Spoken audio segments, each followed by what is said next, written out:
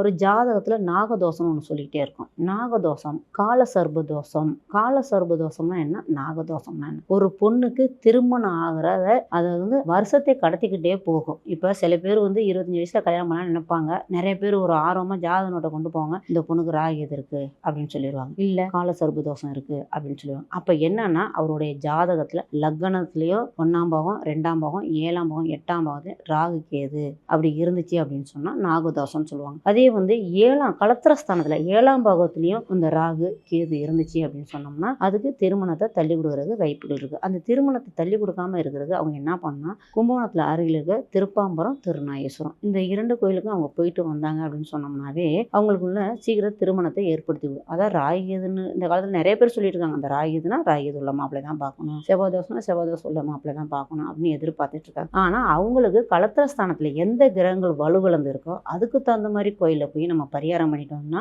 அவங்களுக்கு நீங்க நினைச்ச மாதிரி நினைச்ச இடத்துல திருமணம் நடக்கிறதுக்கு வாய்ப்புகள் இருக்கு. திருப்பாம்பரங்கிறது கும்பகோணத்துல பக்கம் காரைக்கால் ரோட்ல அது இருக்குது. திருப்பாம்பரங்கிறது கேது கோயில். திருநாகேஸ்வரம் கும்பகோணத்துக்கு பக்கத்துல இருக்க திருநாகேஸ்வரங்கிறது ஒரு 5 கிலோமீட்டருக்குள்ள தான் இருக்கும். போயிட்டு வந்தீங்கன்னா திருமணம் தடைப்பட்ட அனைவருக்கும் சீக்கிரமா திருமணம் நடக்கிறது வாய்ப்புகள் உள்ளது.